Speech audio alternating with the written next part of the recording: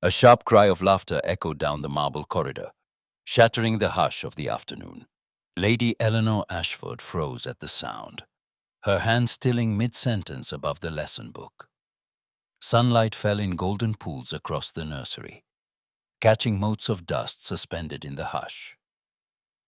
3 young faces, flushed with mirth, peered up at her, their Latin forgotten.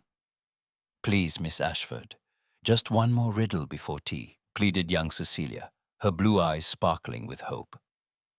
Eleanor's lips curved despite herself. "Very well, but only one, or Lady Ravenshire shall have my head." She set aside the primer, tucking a stray chestnut curl behind her ear. The children crowded closer, their affection palpable, and in that fleeting moment, Eleanor felt herself part of something precious, a family, though not her own. The serenity fractured with the heavy tread of boots below. A chill swept through the nursery. Eleanor recognized the rhythm, measured, uncompromising, belonging to Henry Pembroke, the Marquis's formidable butler. She stood, smoothing her modest muslin gown, heart thudding a warning against her ribs. In the silence that followed, the children's laughter faded, replaced by a strange, heavy anticipation. Downstairs, Lord Charles Fitzroy paced his study, jaw clenched in agitation. The morning's correspondence, filled with veiled insinuations and pointed remarks about his household, lay scattered across the desk. "This cannot continue, Pembroke," he declared, his voice clipped. "The children's attachment to Miss Ashford is already the subject of vulgar speculation. My family's name must not be sullied." Pembroke inclined his head, lines of discomfort tightening his features. "Miss Ashford has proven herself both capable and devoted, my lord." Lord Charles's gaze hardened. "Devotion is not the issue. Appearances are. See that she is dismissed." "Today." With visible reluctance, Pembroke withdrew. The door closed, muffling Lord Charles's sigh, a sound edged with regret. Alone, he pressed his fist to his lips, his conscience warring with duty. Upstairs, Eleanor gathered her composure. The children sensed her unease. "Will you walk with us in the rose garden after lessons, Miss Ashford?" whispered young Henry, his hand finding hers. Eleanor's throat tightened. We shall see, my dear." She managed a smile, but her mind spun. Rumors, whispers. She had heard the rustle of them, sensed the stares of visiting ladies, but had hoped her conduct would shield her. She straightened, bracing herself as Pembroke's knock sounded at the nursery door. "Miss Ashford," Pembroke intoned, his voice grave. He paused, eyes softening for a fleeting moment. "Might I have a word?" "In private." She nodded, her dignity a fragile shield. "Children, resume your reading, please." She followed Pembroke into the corridor, the polished floorboards creaking beneath their steps. In the anteroom, Pembroke turned to her, his usual reserve giving way to a gentler sorrow. "Miss Ashford, I regret to inform you that Lord Ravenshire has decided your services are no longer required." Eleanor swallowed the sting. "May I ask the reason, Mr. Pembroke?" He hesitated, then said softly, "There have been concerns expressed about the nature of your relationship with the young ones. Lord Ravenshire feels it is best for all parties that you depart." She drew herself upright, pride warring with humiliation. "I have done nothing but care for them, as I would my own siblings." "I know," Pembroke murmured, his voice low. "I have seen your kindness, Miss Ashford. This is not of your making." Silence hung between them, heavy and unyielding. Eleanor pressed her hands together, struggling to keep her composure. "How much time am I allowed?" "Until dusk," Pembroke replied, shame flickering in his eyes. "If you require a carriage—" "That will not be necessary," she interrupted, voice trembling but clear. "Thank you, Mr. Pembroke." He nodded, then turned away, leaving her alone in the corridor, the echo of his footsteps a final condemnation. Eleanor stood motionless, willing herself not to cry. The voices of the children drifted down the hall, oblivious to the storm about to upend their world. As she forced herself to walk back, Eleanor's mind raced with questions. Where would she go? How would she survive? But above all, a deeper wound gnawed at her, the pain of leaving those she had come to love. Her world was about to change forever, and not, she feared, for the last time. The library's hush was not peaceful that afternoon, but strained, each shadowed alcove a witness to Eleanor's turmoil. She stood by the window, fingers pressed against the cool glass, watching the gentle sway of the distant willow. The day was waning, and with it, the life she had built within these walls.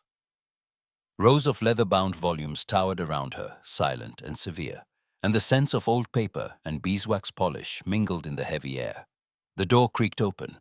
Henry Pembroke's tall, spare form filled the threshold, his dark suit as rigid as the lines of his face. He paused, his hand lingering on the doorknob, as if uncertain whether to proceed. Eleanor did not turn. She steadied herself, drawing a careful breath, and only then did she address him. "You needn't knock, Mr. Pembroke. I have little left to lose by way of privacy." Henry closed the door behind him, the click of the latch impossibly final. "Miss Ashford," he began, his voice low, as if fearing to disturb the quiet authority of the books around them. "I must regrettably confirm Lord Ravenshire's decision. You are to depart this evening." She faced him at last, chin lifted in quiet defiance, her eyes clear despite the shadows beneath them. "I understand the message, Mr. Pembroke, but I do not accept the reasoning. If you have come to hear my pleas, I fear you are wasting your time." He hesitated, his composure faltering for a heartbeat. "No, Miss Ashford, I am not here for pleas." His gaze lingered on her, as if searching for something he had overlooked. "I merely wish to ensure the matter was handled with due respect. You have been an asset to the household." Eleanor's laughter was soft but edged with pain. "An asset. How efficiently we become furniture in the eyes of the nobility." She drew herself taller. "I have loved those children as dearly as any could, and never once have I acted without honor. If my affection for them is grounds for suspicion, then perhaps there is more wrong with this house than my presence." Henry's jaw worked, an unspoken protest lingering on his lips. "Your honor has never been in question with me, Miss Ashford. My orders were clear, but that does not render them just." The sincerity in his tone softened her, and for the first time she saw the conflict in his eyes. Something more than duty, a man wrestling with conscience. She released a breath she had not known she was holding. "I do not blame you, Mr. Pembroke. You are as bound by your station as I am by mine." He stepped closer, the light catching the silver threads at his temples. "You speak with a dignity I have seldom witnessed, even among those born to it." His voice was almost gentle now. "May I ask if you will forgive the impertinence what awaits you beyond Ravenshire?" Her gaze flickered downward. "Nothing. I have nowhere to go, save perhaps to distant relations who scarcely remember my name, but I have survived worse." She hesitated, then spoke with quiet conviction. "I am no stranger to loss, Mr. Pembroke. My parents died when I was but a girl. I have made my own way since." Henry's eyes softened, the mask of the butler slipping, if only for a moment. "I too know what it is to be cast adrift." The admission seemed torn from him. "My father was a stable hand killed in a fall before I was 10. My mother worked herself to the bone in service until her heart gave out." He looked away, jaw tight. There is little kindness in the world for those without protection. Their shared pain filled the space between them, more eloquent than words. Eleanor felt the sharpness of her own loneliness, tempered now by the knowledge that it was not hers alone. She watched him, a man so often unreadable, now laid bare by memory and regret. In the silence, something shifted, an unspoken understanding, delicate as glass. Henry cleared his throat, suddenly aware of how near they stood. "You deserved better, Miss Ashford. He glanced to the ceiling, as if the children lingered there. "They deserved better than to lose you so." Eleanor's eyes shimmered, but she did not look away. "I had hoped my conduct would speak for itself, but in the end, my origins matter more than my actions. It is the way of things." He looked at her, then truly looked, and the air was charged with words neither dared utter. "The world is not as it should be," he said, voice rough. "Sometimes I wish I could." He stopped, the moment hanging between them, fraught and fragile. She reached for composure, straightening her skirts, though her hands trembled faintly. "I thank you for your honesty, Mr. Pembroke. I bear you no ill will." I have long since learned that resentment serves only to poison the soul. He studied her, admiration flickering in his eyes. Most would not forgive so easily. Eleanor's smile was small, sad, but genuine. It is not forgiveness, not exactly. It is understanding. Life is cruel, but we must not be. Their gazes locked, and for a heartbeat, the boundaries of rank and propriety seemed to dissolve. Henry's hand twitched at his side, as if wishing to bridge the distance, but he stilled himself with visible effort. She broke the silence first, voice hushed. You have always treated me with respect, Mr. Pembroke. That is more than I can say for many in this house. He inclined his head, a deep ache in his eyes. I wish I could do more. The longing in his voice startled her, and she found herself unable to look away. The library's stillness seemed to press in, every breath laden with things unsaid. I will see to it that your departure is as comfortable as possible, he said, his words a promise and an apology all at once. Eleanor nodded, gratitude and sorrow mingling in her heart. Thank you for your kindness today and in days past. He hesitated at the door, looking back over his shoulder. If there is anything I can do, anything at all. She shook her head gently. You have already done more than most.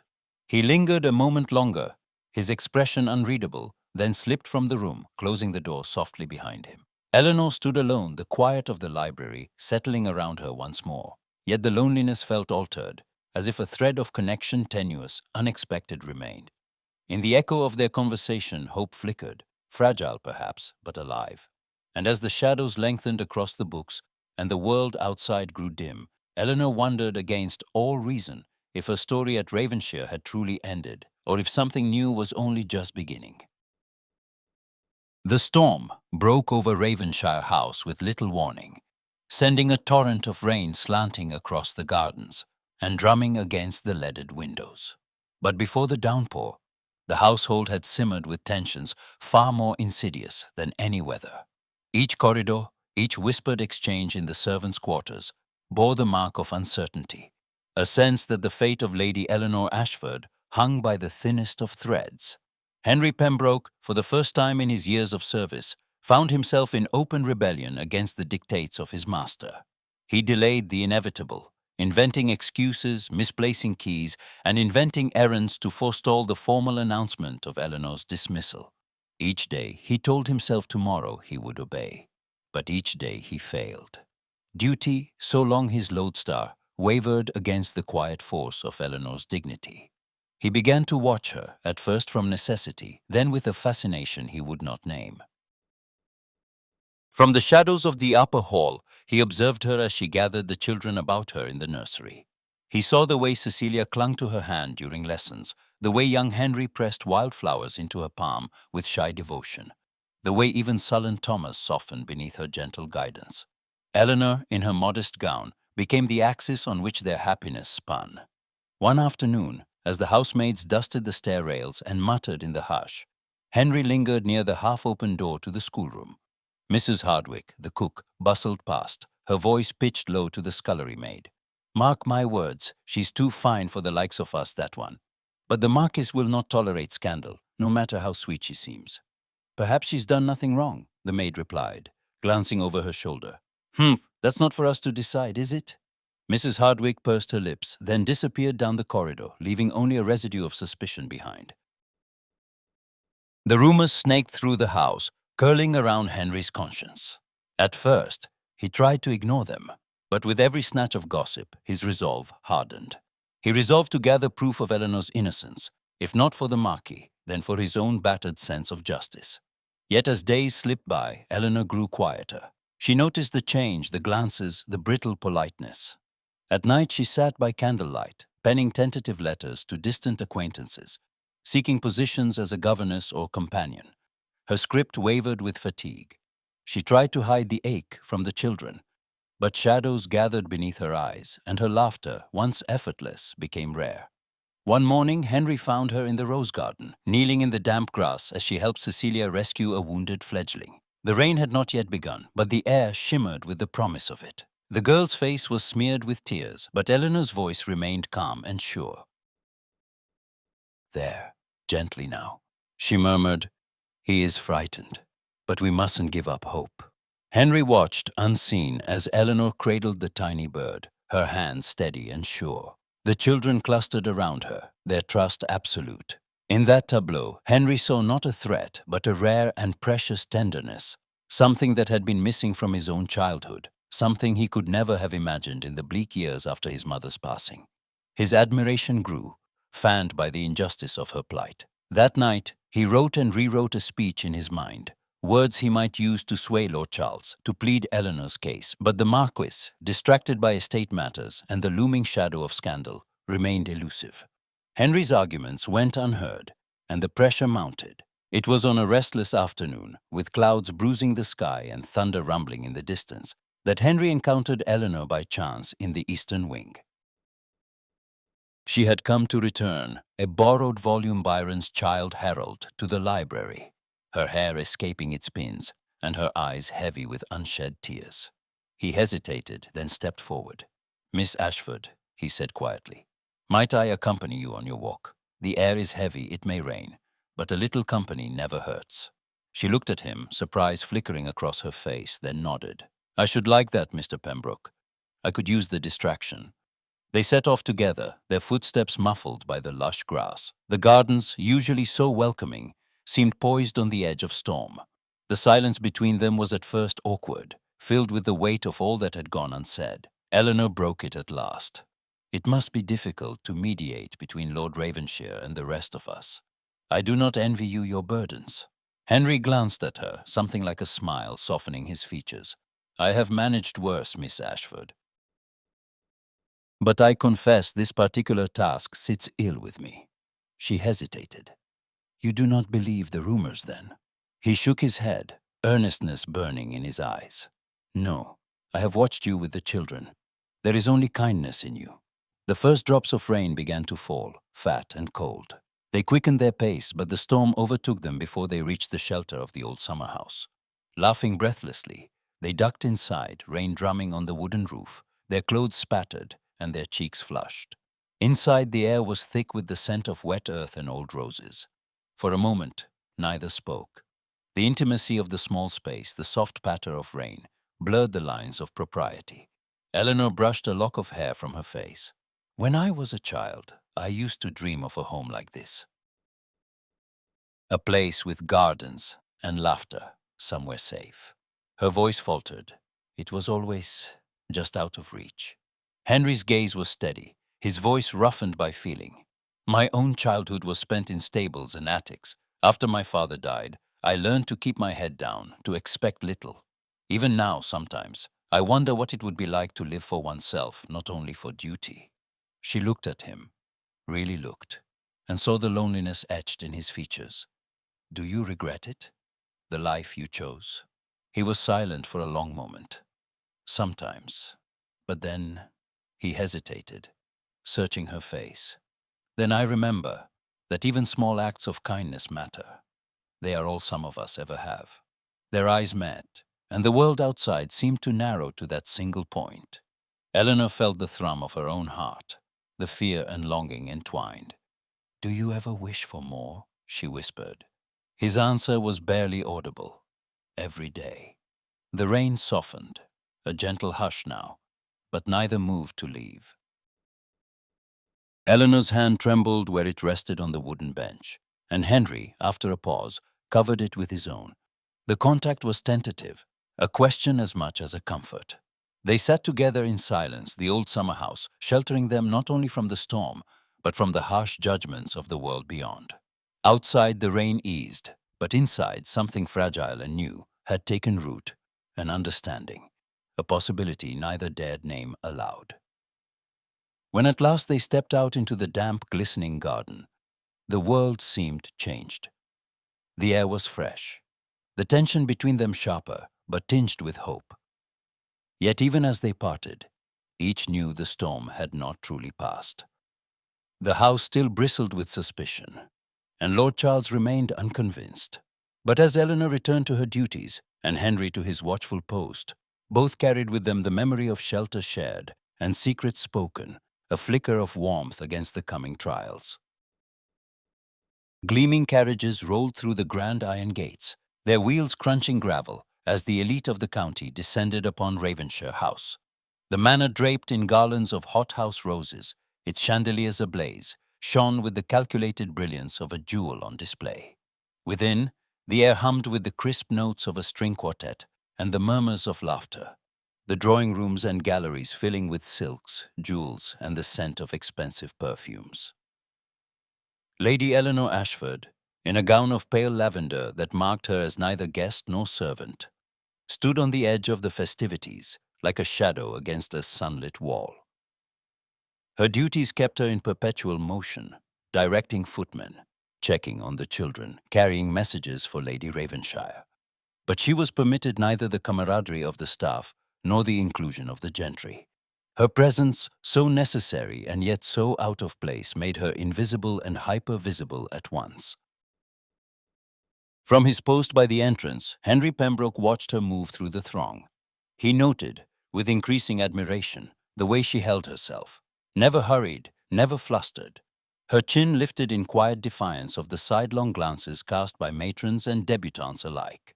When a young lordling brushed past her, barely disguising a sneer, Eleanor's only response was a polite nod and a measured retreat, her composure immaculate. The servants, carrying trays of champagne and delicate confections, buzzed with speculation.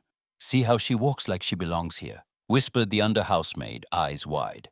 "She's got more dignity than half these ladies," replied the footman, glancing at Henry as if seeking approval.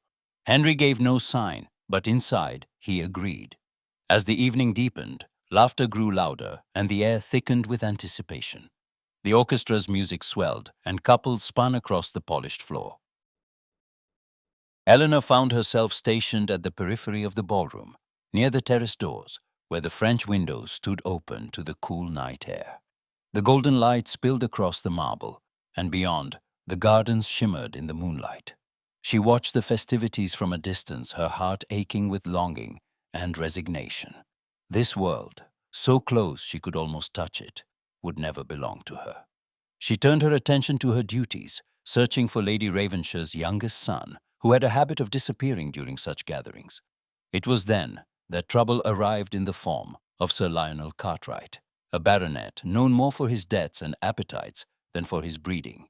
Sir Lionel, well into his cups, had been prowling the edges of the ballroom, seeking amusement at the expense of those less fortunate. When his bloodshot gaze fell on Eleanor, he saw not a woman of dignity, but a target for mischief. "Ah, Miss Ashford," he slurred, blocking her path. "Why so far from the merriment? Surely a pretty face like yours ought to be on display, not skulking in the shadows." His words drew the attention of a nearby knot of guests, their expressions sharpening with a predatory curiosity. Eleanor straightened, her voice steady. "I'm here in a professional capacity, Sir Lionel. If you will excuse me, I must attend to the children." He stepped closer, his breath sour with wine. "Children? Surely you can spare a moment for grown company." His hand hovered at her elbow, a threat veiled in mock gallantry. The guests' laughter, brittle and cruel, grew louder. Henry, witnessing the tableau from across the ballroom, felt a surge of outrage. He set down the silver tray he carried and crossed the floor with a purpose that parted the crowd. His voice, when he spoke, was low, but carried unmistakable authority. "Sir Lionel, you will release Miss Ashford at once." The baronet turned, surprised. "Pembroke, is it? Come now, she's only a governess." "She is a lady," Henry interrupted, his tone brooking no argument. "And you are a guest in Lord Ravenshire's house. I suggest you remember yourself." For a moment, it seemed Sir Lionel might protest, but the steel in Henry's gaze and the sudden hush that fell over the onlookers cowed him. He withdrew his hand, muttering, "No harm meant, I assure you." Henry positioned himself between Eleanor and the baronet, his posture protective. "Thank you, Sir Lionel. Enjoy the remainder of your evening." Sir Lionel melted away, his pride smarting, and the crowd quickly found a new topic for gossip. Henry turned to Eleanor, his eyes searching hers. "Are you harmed, Miss Ashford?" She shook her head, her composure trembling now in the wake of the confrontation. "No, Mr. Pembroke. Only embarrassed." "Thank you." He inclined his head, his voice gentle. "You have nothing for which to be ashamed." She managed a faint smile. You have saved me from a scene. I am in your debt." Their exchange, brief as it was, did not go unnoticed. The servants whispered in corners, their glances lingering. "Did you see how Mr. Pembroke stood up to Sir Lionel? For her." The rumors, already thick, grew more elaborate with each telling. Word of the incident travelled swiftly up the marble staircase to Lord Charles Fitzroy, who summoned Henry to his study before the last carriage had departed. The Marquis's face was set in lines of displeasure as Henry entered, the candles throwing sharp shadows on the wainscoted walls.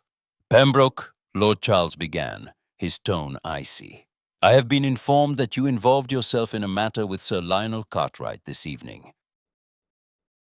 Kindly explain yourself." Henry met his master's gaze, his hands clasped behind his back. "My lord, Sir Lionel was behaving in a manner unbecoming a guest of Ravenshire. He accosted Miss Ashford and endangered her reputation. I intervened to prevent a greater scandal." Lord Charles's eyes narrowed. "And yet it is a scandal all the same, is it not? The staff are in uproar, the guests in speculation. You have overstepped your role, Pembroke." Henry's jaw tightened, but his voice remained measured.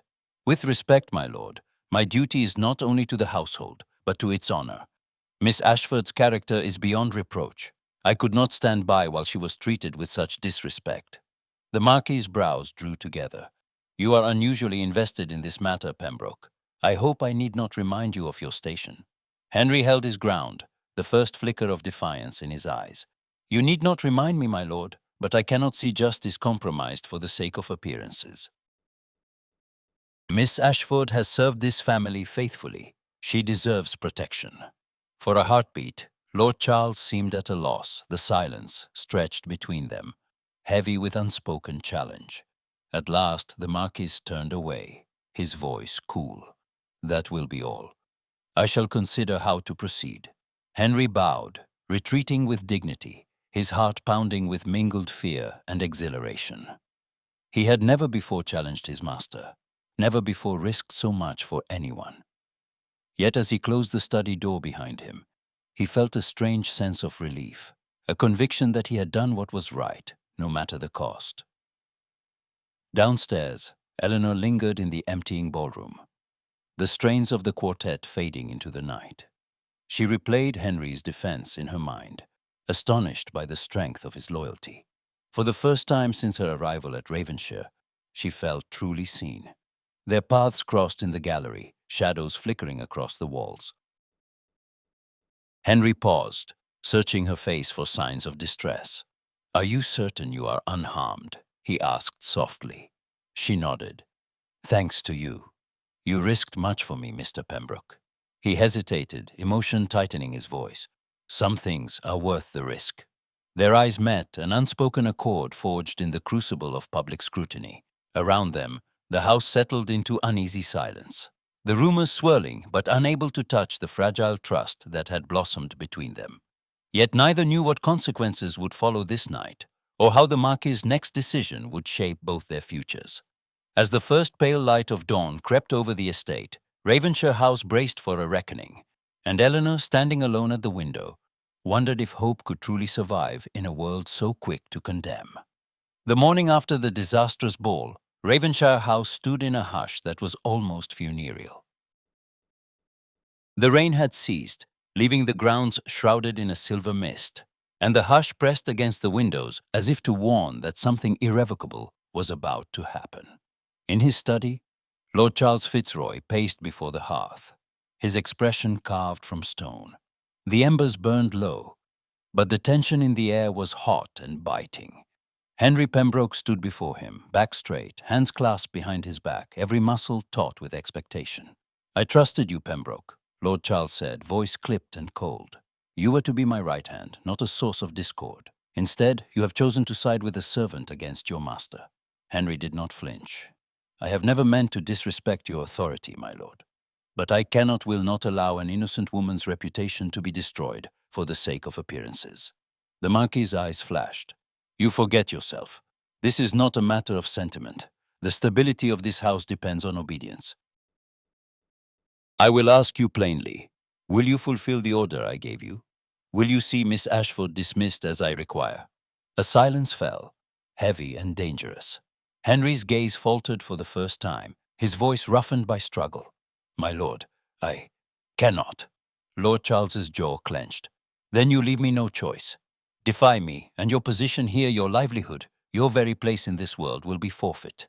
Consider your answer carefully, Pembroke." Henry bowed his head, agony flickering in his eyes. "I understand, my lord." Dismissed with a wave, Henry left the study, his mind churning with dread and shame. The corridors seemed longer than ever, the eyes of the staff colder, the hush more absolute.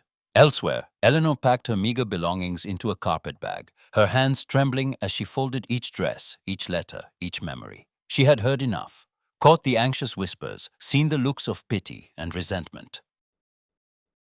But it was not for her own sake that she wept. It was for Henry, who would be punished for nothing more than compassion. She paused, glancing at the pale morning light spilling across her narrow bed. The children's laughter echoed in her memory, mingled with Henry's quiet words of comfort, his unwavering belief in her innocence. She pressed a trembling hand to her lips, steeling herself. Downstairs, she found Lady Ravenshaw in the breakfast room, surrounded by a sea of untouched tea and scones. Eleanor's voice was soft but steady. "My lady, I wish to give my notice. I shall depart at once, before the house is further troubled by my presence." Lady Ravenshaw's face clouded with sorrow and relief in equal measure. "You need not leave so abruptly, Miss Ashford." Eleanor's smile was gentle, if tired. "It is for the best. Thank you for your kindness, my lady." She retreated, her steps resolute now. The house seemed to breathe easier with her decision, as if it had been holding itself tight in anticipation of her leaving. But Henry, frantic, had learned of her intention from a footman. He found her in the foyer, cloak already clasped, carpet-bag in hand. The sight of her so close to departure struck him with a force that was almost physical. "Eleanor, wait!" His voice, usually so measured, was rough with desperation. She turned, surprise and pain mingling in her eyes. "Mr. Pembroke, please do not make this harder than it is." He stepped closer, unable to disguise the urgency in his face. "You must not go. Not like this. I cannot." He broke off, struggling for composure. "This is not justice. You are blameless, and yet you bear the cost." Her composure wavered, but her voice remained steady. "If I stay, you will be punished for defending me. I could not bear that, Henry. It is better for us both if I go quietly." He looked at her then, with a raw honesty that left no room for pretense. "It is not better for me. I have spent my life in obedience, in silence, and for the first time I find I will not be silent where you are concerned." His hands trembled at his sides. "I admire you, Eleanor, more than I have ever admired anyone." The words hung between them, fragile and electric. She lowered her gaze, struggling to master the tide of emotion. "You must not say such things. We are—" Her voice faltered. "We are not free." He reached for her hand, his touch reverent, as if afraid she might vanish. "No, we are not free. But that does not mean we cannot choose. Even if the world condemns us, I would rather stand with you than against you." Eleanor's eyes filled with tears. Her lips parted in wonder and disbelief. "Henry." He stepped closer, their hands entwined, his breath mingling with hers. "You are brave and kind, and so much stronger than anyone sees. I cannot let you go without telling you, without letting you know what you mean to me." A shiver ran through her, equal parts fear and longing. "We have nothing to offer each other but trouble. And yet," he whispered, his forehead resting gently against hers, "I have never wanted anything more." They stood suspended in that moment, the world falling away.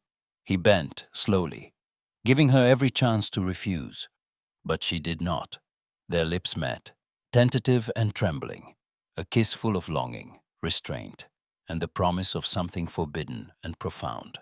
When they parted, Eleanor pressed his hand to her cheek, her voice barely a whisper. "Thank you, Henry, for seeing me, for believing in me." He smiled, a rare, unguarded light in his eyes. "I always will." But the weight of the world pressed close again. She stepped back, her decision unchanged. "I must go. If I stay, it will destroy us both." He nodded, though pain shadowed his features. "If you must. But know this, I will not let this end here. I promise you."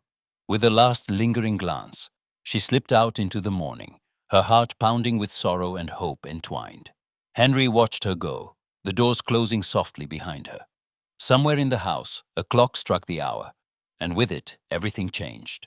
Neither knew what the future would bring, but the flame kindled between them was not so easily snuffed out. And as the day unfolded, both Eleanor and Henry found themselves haunted by the memory of that first gentle kiss, uncertain, yet unable to let go of the hope that perhaps their story was far from over. The rumor began as a spark flickering through the servants' quarters and the kitchen at Ravenshire, but it caught quickly, fanned by idle tongues and the irresistible heat of scandal. By the time a week had passed since Eleanor's departure, her name was spoken in every parlour and marketplace, from the village green to the distant manors at the edge of the county. "They say the butler risked his position for her." "For the governess," breathed Mrs. Hardwick, her rolling pin forgotten on the flowered board, as the undermaid gaped at her in awe. "If that's not love, I don't know what is." In the tap room of the Black Swan, men nursed their ails and exchanged knowing glances. "Fitzroy's house is in an uproar. Never thought to see the likes of it. His own man, besotted with a lady's companion," muttered a stable hand, his words drawing snickers and a few sly looks at Henry's younger brother, who shrank in his chair. The story grew with each telling.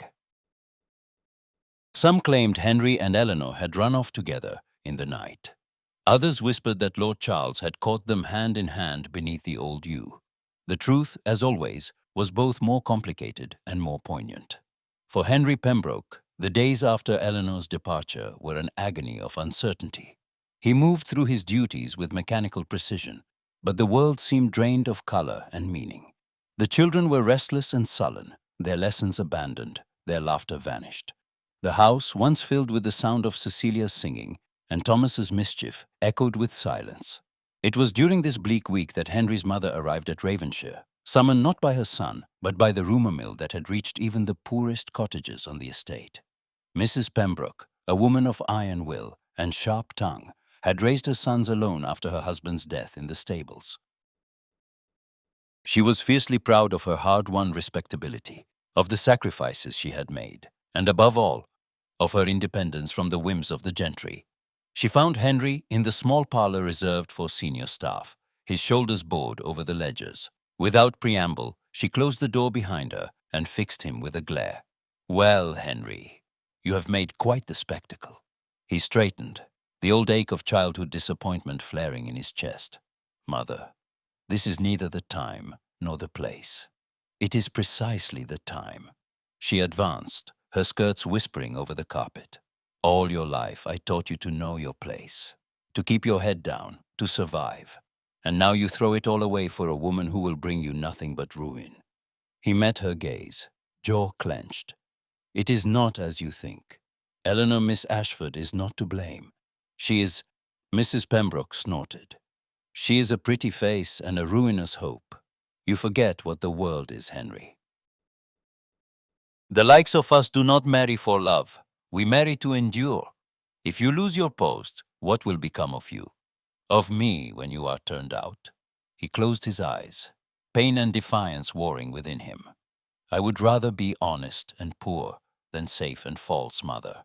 She regarded him for a long moment, her expression softening just a little. "You are your father's son, stubborn and foolish. But he never had to live with the consequences.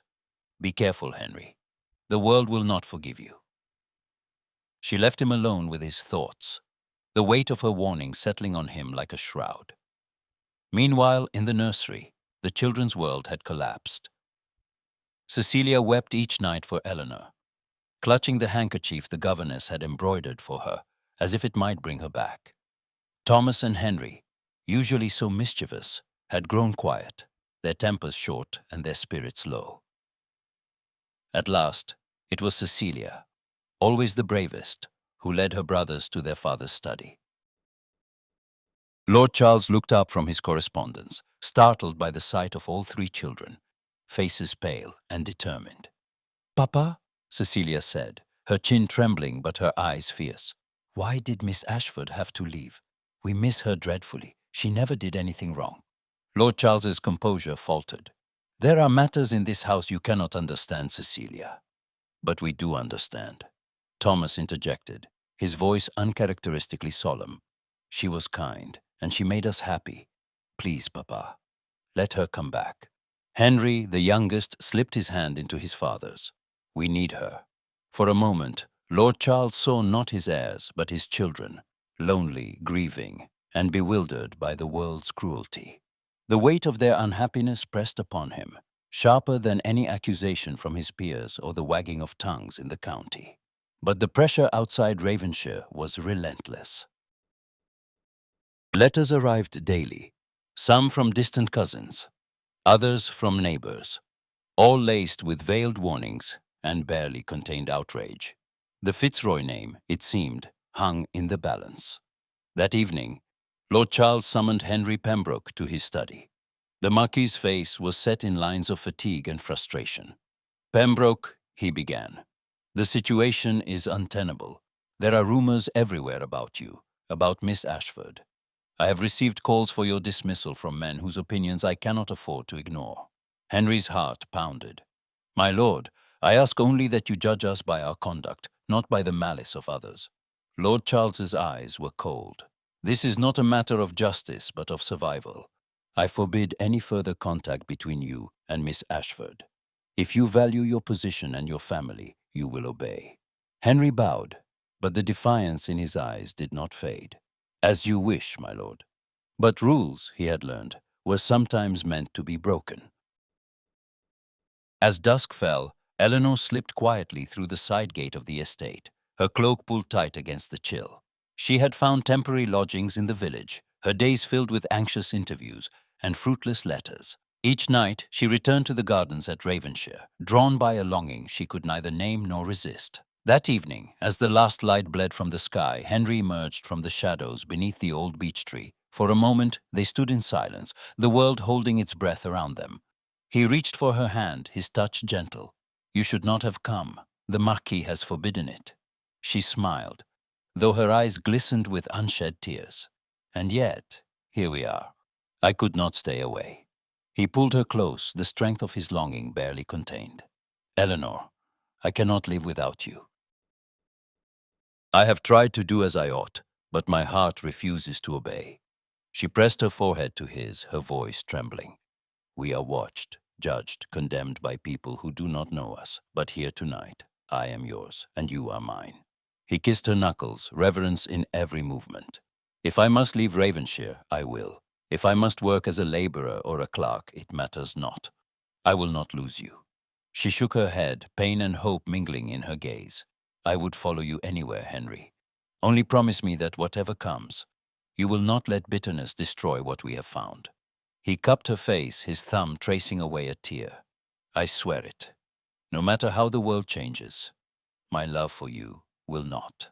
The garden was hushed, the scent of roses lingering on the air. In the darkness, their hands entwined. They made their silent vow not of rebellion, but of faith and endurance. "I must go," she whispered, voice breaking. "If I am missed, the village will talk." He nodded, pressing a last, lingering kiss to her brow. "Tomorrow night, here, I will wait for you." She slipped away, her figure soon lost in the shadows. But Henry remained beneath the beech tree, heart alight with courage and dread. As the stars emerged, cold and clear, above the sleeping house, neither Henry nor Eleanor could know what the next day would bring.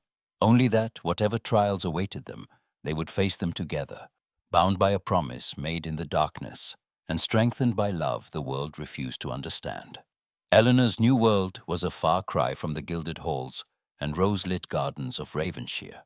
She found refuge in the modest home of Martha Bell, a childhood friend whose loyalty had withstood the years.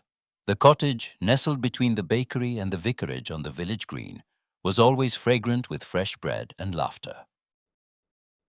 Yet even in this haven, Eleanor felt the shadow of scandal creeping through every drawn curtain and whispered greeting. Martha, practical and unflappable, did her best to shield her guest. "You are safe here, Nell," she would say, pouring tea and forcing a smile. "Let the gossips wag their tongues. They've nothing better to do." But at night, when the house quieted, Eleanor saw the worry etching deeper lines into her friend's brow. The world outside was not so forgiving. Henry Pembroke's days had grown sharper and shorter, each one a test of his resolve. He performed his duties with the same steady hand, but the spark in his eyes had dulled. He missed Eleanor with an ache that gnawed at him.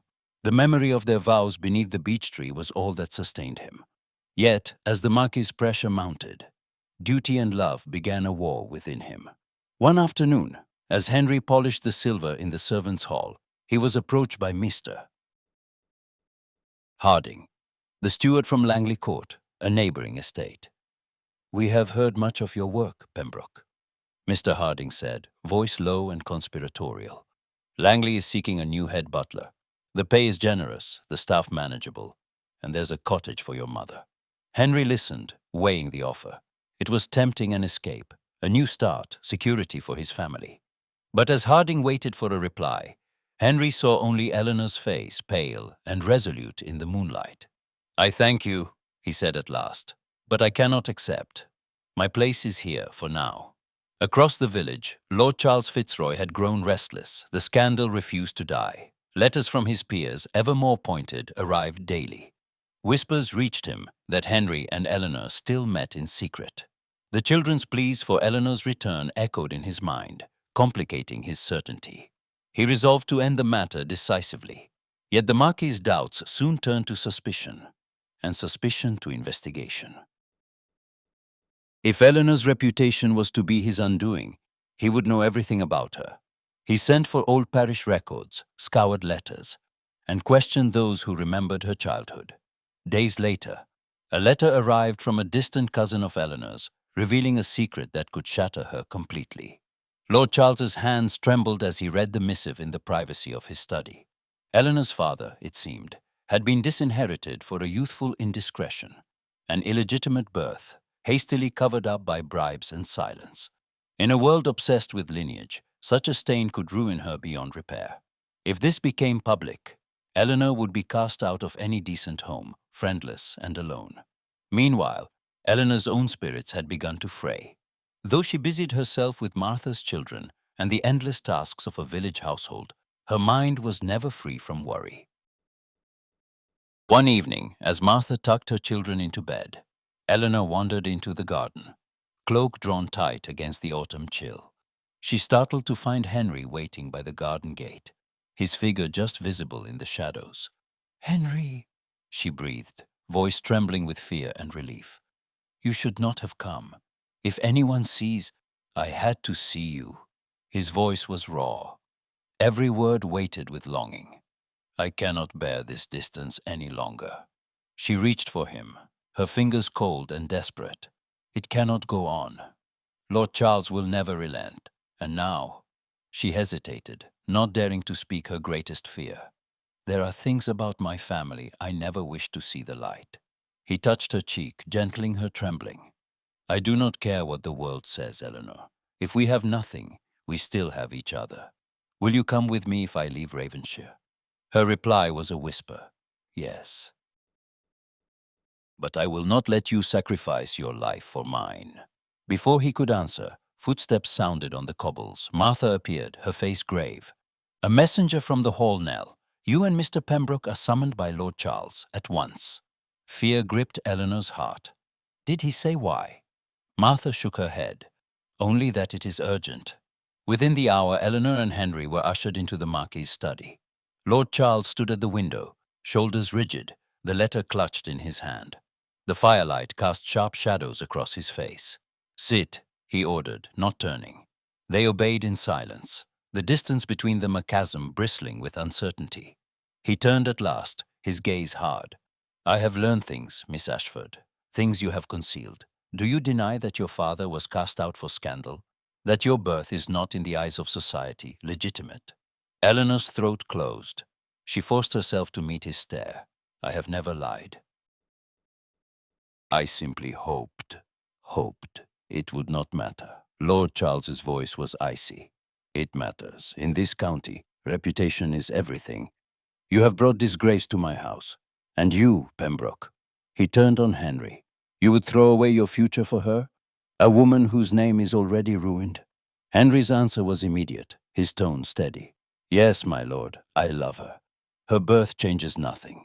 Lord Charles's hand shook as he tossed the letter onto the desk. You force my hand. If you remain together, you will both be outcasts. No respectable house will employ you, Henry. Eleanor, you will be friendless, shunned. Is that what you want?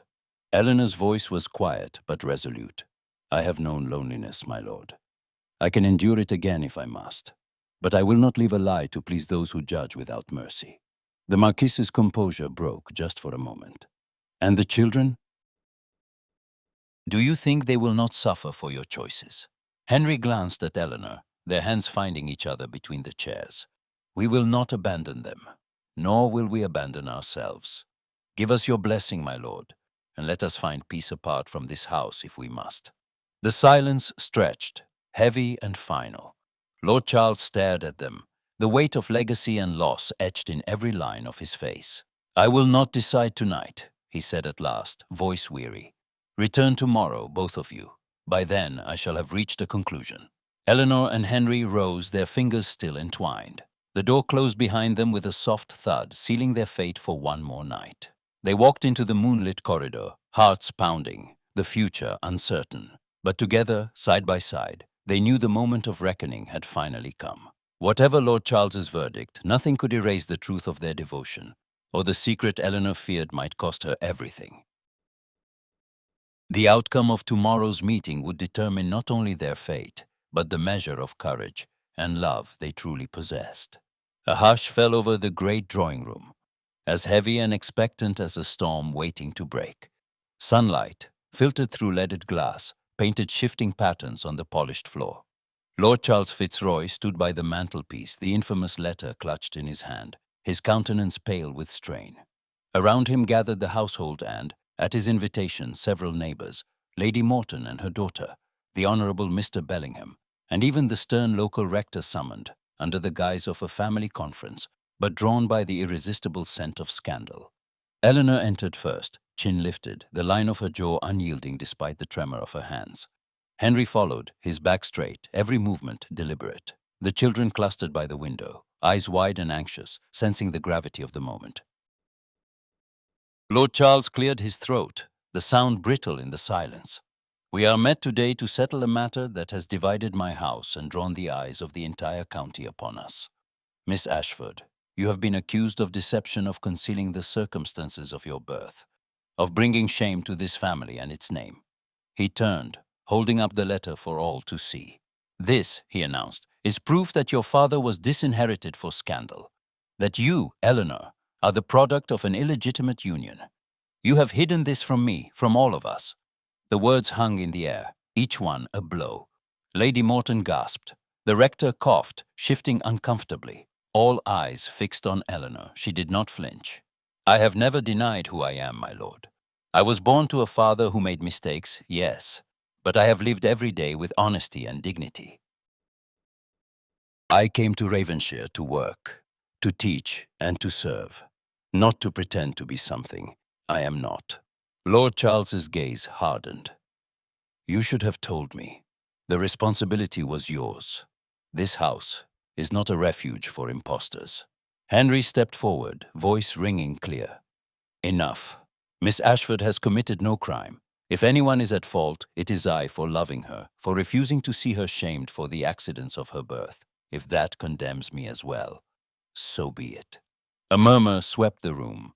The footmen at the doors shifted their weight, and Lady Morton's fan snapped shut. Eleanor's voice, though quiet, carried through the gathering. I have nothing to be ashamed of except perhaps my hope that kindness would count for more than bloodlines. I love Henry Pembroke with all my heart. If that is a sin, I will answer for it before God, not before men. The room seemed to contract around them, the unspoken rules of society bending, then threatening to break. Lord Charles looked to Henry, his voice shaking with suppressed rage. You, my most trusted servant, would throw away your future for this folly. Henry's answer was steady, defiant. I would rather stand with Eleanor than serve in comfort while she is cast out.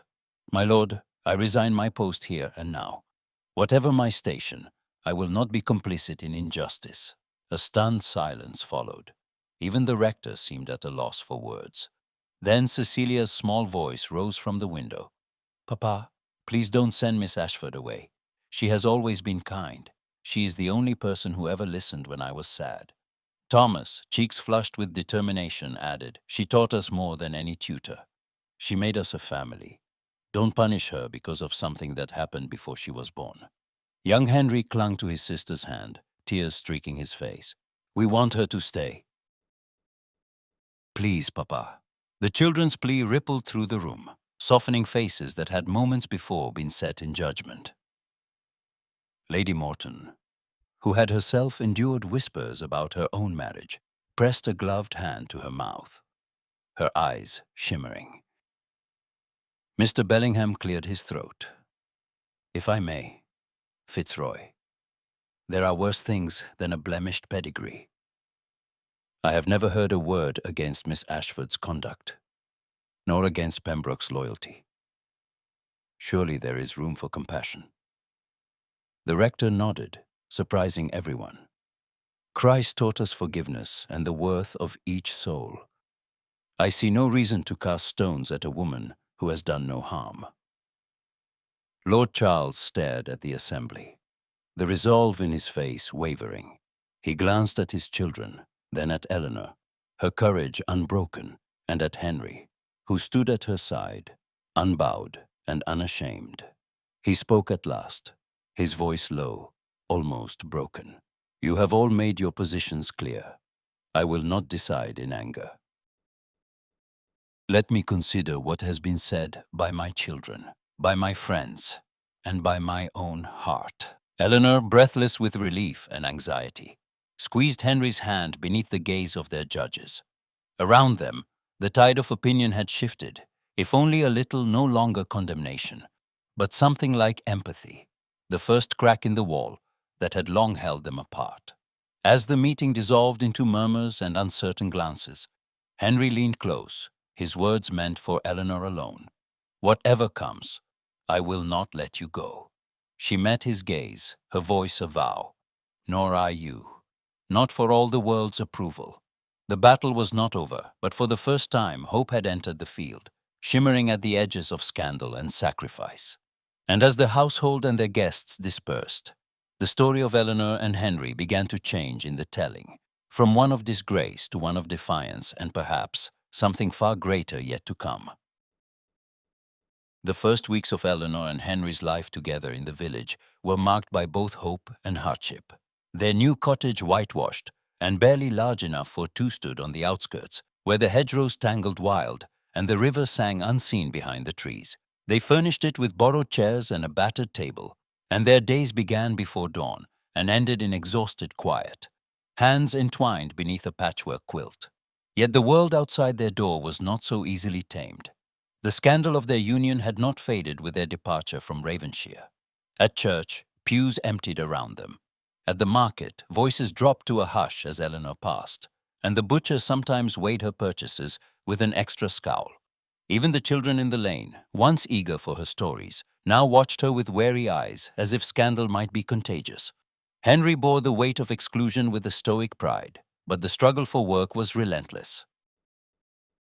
He took whatever jobs he could find, mending fences, carting sacks at the mill, sweeping the steps of the inn. Some employers turned him away outright. Others paid less than they promised, knowing he had little choice. It was honest work, but each night, as he counted the few coins in his palm, he wondered if love alone could keep them warm through the winter. Eleanor, too, found herself humbled. Gone were the days of managing lessons and leading children through gardens in bloom. She scrubbed floors, mended neighbors' clothes, and took in washing, her hands red and raw. But she refused to complain. "We are together, Henry," she would whisper as they shared a crust of bread by candlelight. "That is enough for me." Still, the trials wore at them. In the dark hours, Eleanor sometimes doubted her strength. She lay awake, listening to Henry's breathing, recalling the polished floors and bright laughter of Ravenshire. She missed the children terribly. She missed her books, her pupils, even the scent of beeswax and old paper. Most of all, she feared she had doomed Henry to a life of penury for her sake. The villagers watched, some with curiosity, others with thinly veiled contempt. Mrs. Drayton, the baker's wife, made a point of turning her back when Eleanor entered the shop. Old Mr. Lane, the blacksmith, muttered about upstarts and their heirs. Even Martha Bell, whose friendship had sheltered Eleanor in the darkest days, sometimes faltered under the pressure of public opinion. But time is a patient gardener, and the seeds of respect are slow to sprout. It began with a storm that battered the village one bitter night. When the river threatened to flood, Henry was the first to wade into the freezing water to help shore up the levee, his hands bleeding by morning. Eleanor tended the sick and frightened in the church hall, sitting up through the night with Mrs. Drayton's youngest daughter as fever raged. By dawn, the flood was averted, and the whispers about Eleanor and Henry changed just a little. A week later, when the vicar fell ill, Eleanor offered to teach the village children in his stead. At first, the mothers hesitated. But word of Eleanor's patience and kindness spread, and soon the small schoolroom was full, the children eager for her stories and songs. Henry repaired the roof of the chapel for nothing, refusing payment with a quiet shake of his head. One by one, the villagers began to thaw. Mrs. Drayton sent over a loaf of bread, awkward and silent, but warm from the oven. The blacksmith nodded as Henry passed. The children called out to Eleanor in the lane, running to show her a nest of robins or a fistful of wildflowers. The couple's generosity, their humility, and their tireless work slowly built a new kind of honor, one not bestowed by birth, but earned by deeds. Meanwhile, life at Ravenshire shifted in their absence. The children missed Eleanor fiercely. Cecilia wrote secret letters, hidden in the hollow of the old beech tree, though she never knew if they reached their destination. Thomas became sullen, his pranks replaced by long silences. Young Henry clung to his nurse, waking from nightmares that Eleanor had vanished forever. Lord Charles watched his household struggle and could not ignore the cause. He observed the village from afar, hearing reports of Eleanor's work and Henry's selflessness. He saw his children's unhappiness and the emptiness that had settled over his once vibrant home. Doubt gnawed at him. Was honor truly served by banishing those whose only crime was love? One afternoon, he rode into the village, his presence drawing curious stares. He passed the schoolhouse and saw Eleanor through the window, her face alight as she read to the children. He glimpsed Henry, sleeves rolled, repairing a neighbor's fence. There was no bitterness in their faces, only purpose and, unexpectedly, a quiet joy. That evening, Lord Charles sat alone in his study, the fire burning low. The weight of tradition pressed upon him. But so too did the memory of his children's pleas and the example set by Eleanor and Henry. He began to wonder if perhaps true honor was not found in the rigid lines of pedigree and protocol, but in courage, kindness, and forgiveness. In their little cottage, Eleanor and Henry sat side by side, hands entwined, listening to the wind in the eaves. They had survived the worst of the storm, and though the future remained uncertain, hope took root anew. Neither knew what tomorrow would bring, whether acceptance, reconciliation, or yet more trials. But as Henry pressed a kiss to Eleanor's brow, and she rested her head on his shoulder, both understood that their greatest strength was not in what they had left behind, but in what they had built together against the odds. And as night fell over the village and Ravenshire alike, the story of the butler and the governess was no longer one of scandal, but of resilience, dignity, and the love that refused to bow before the world's judgment. A soft rain fell on the thatched rooftops of the village, blurring the world to watercolor, as Henry and Eleanor shared a quiet breakfast in their humble cottage. The fire burned low, a pot of tea steamed between them, and the air was laced with a peace they had learned to cherish after so many months of hardship. Yet beneath their quiet contentment ran an undercurrent of uncertainty, a sense that some unfinished chapter waited to be resolved. The knock at the door was unexpected, but unmistakable, firm, deliberate, and far too dignified to be a neighbor's. Henry set aside his cup, exchanging a glance with Eleanor before rising to answer. On the stoop, beneath a dripping umbrella, stood Lord Charles Fitzroy himself, his greatcoat flecked with rain, a look of rare humility in his bearing. "Good morning, Pembroke. Miss Ashford," he greeted, nodding to each in turn. The formality in his voice was softened by something else, something like regret or perhaps hope. "Good morning, my lord," Henry replied, stepping aside to let him in. Eleanor offered a seat, her composure unshaken, though her hands trembled faintly as she poured a fresh cup of tea for their visitor. Lord Charles removed his gloves, warming his hands by the fire before speaking. "I have come, not as your former master, but as a father and a man who has had time to reflect upon the choices made in this house." He looked at Eleanor, his gaze steady. "I owe you both an apology. I see now that the love you share is not a fleeting fancy, nor a threat to propriety, but a source of strength, one that my children and I myself have sorely missed." Eleanor's eyes glistened, but she held her head high. "Thank you, my lord. That means more than you know." Lord Charles' voice softened. "You have both shown this community, indeed myself, the meaning of endurance and compassion. My children are happier for your influence. My house is poorer for your absence. I would ask you to consider returning to Ravenshire, not as servants, but as partners. The estate requires careful hands and wise hearts. I can think of none better suited than you two to serve as its administrators." Henry's surprise was evident, but he did not answer at once. He looked at Eleanor, seeking her counsel in her eyes. She gave a small reassuring nod before she spoke. "We would be honored, my lord," Eleanor said, "but we must set forth our own terms. If we return, it must be as equals treated with respect and dignity, not as shadows in the corner of your world. Our engagement is no longer a secret, nor a source of shame. We wish to be recognized for what we are." Lord Charles's face creased with a genuine smile, the first Henry had seen in many months. "It is a fair request. You have my word, on my name and on my heart." The rain slowed, sunlight breaking through the clouds and painting the cottage in gold. For the first time in what felt like a lifetime, Henry felt the weight of the past months lift from his shoulders. He took Eleanor's hand, his thumb tracing the line of her knuckles, and together they accepted the Marquis's offer. The return to Ravenshire was nothing short of a homecoming. The children greeted them with cries of joy, Cecilia flinging her arms around Eleanor, Thomas and young Henry vying for Henry's attention. The staff, once wary and whispering, now welcomed them with cautious respect, their opinions tempered by the trials they had witnessed and the Marquis's clear endorsement. Preparations for the engagement celebration began at once. The old ballroom, which had stood silent since that fateful night so many months before, was polished and filled with flowers. The local vicar agreed to bless the union, and invitations were sent not only to the county's finest families, but to every villager who had witnessed the couple's struggle and growth. On the evening of the celebration, Eleanor entered the ballroom on Henry's arm, her simple gown adorned with wildflowers gathered by the children. There was a hush as they appeared, but it was not the silence of censure. It was reverence, the acknowledgement of something rare and hard-won.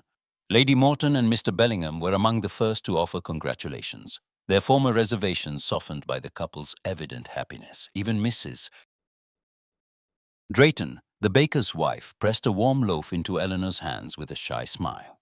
As the music began and laughter filled the hall, Henry guided Eleanor onto the floor for their first dance as betrothed. "It seems we have come a long way from shadows and scandal," he whispered, a smile lighting his eyes. "We have come home," Eleanor replied, her voice trembling with joy. "Together, as we promised." Lord Charles watched from the edge of the crowd, pride and humility mingling in his heart, as he saw his children happy again, saw his house renewed by the very love he had once tried to forbid. The boundaries of class and custom, so rigid for so long, seemed to dissolve in the light of forgiveness and the promise of a new beginning. As the night deepened and the stars appeared above Ravenshire, Henry and Eleanor stood together in the garden, the house aglow behind them, hands clasped in silent gratitude. Their love, once condemned, had become the cornerstone of a future built not on birth or fortune, but on courage, compassion, and the steadfast refusal to let go. And as the celebrations continued, their hearts overflowed, not only with relief, but with the certainty that, at last, they belonged, not just to each other, but to a community that had learned to honor love above all else.